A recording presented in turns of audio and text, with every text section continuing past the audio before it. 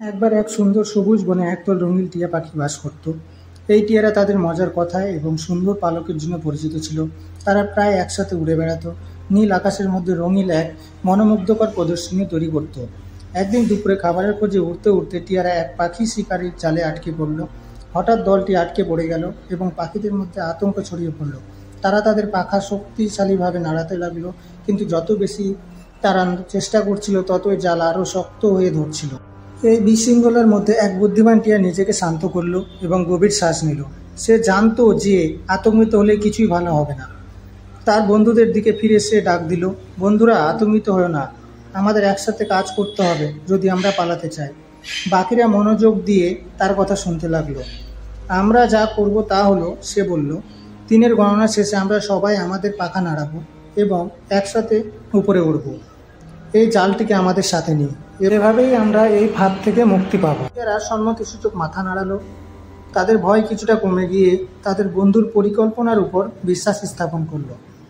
1, 2, 3 বুদ্ধিমান টিয়া জোরে গণনা করলো।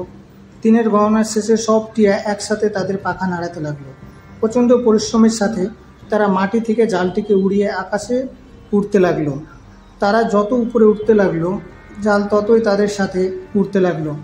নিচে থেকে পাখি শিকারী অবাক হয়ে এই দৃশ্য দেখে। শিকারী কখনোই পাখিদের মধ্যে এমন একতার এবং বুদ্ধিমত্তার প্রদর্শনী দেখেনি। সে হতবাক হয়ে দাঁড়িয়ে রইল, তার মুখ খোলা, যখন টিয়াদের দল দূরে উড়ে গেল জালটিকে তাদের সাথে নিয়ে। যখন তারা পাখি শিকারী থেকে অনেক দূরে পৌঁছালো, টিয়ারা সাবধানে নেমে বনের একটি নিরাপদ স্থানে বসলো। একসাথে কাজ করে তারা নিজেদের জাল থেকে মুক্ত করলো এবং একে অপরকে মুক্ত করলো। আমরা পেরেছি, টিয়ারা আনন্দে চিৎকার করলো। তাদের কণ্ঠস্বর খুশি এবং স্বস্তিতে ভরা। তারা তাদের বুদ্ধিমান বন্ধুকে ধন্যবাদ দিল তার তাড়াতাড়ি চিন্তা এবং বিপদের মধ্যে শান্ত থাকার জন্য। সেদিন থেকে টিয়ারা সবসময় একসাথে থাকার এবং কাজ করার গুরুত্ব মনে রাখত। তারা জানতো যে বুদ্ধি এবং একতা দিয়ে তারা যে কোনো চ্যালেঞ্জ অতিক্রম করতে পারে। এভাবেই টিয়াদের দল সুখে তাদের সুন্দর বনে বাস করতে থাকলো। তাদের বন্ধন আরও শক্তিশালী হয়ে উঠল। গল্পের শিক্ষা: একতা থাকলে যে কোনো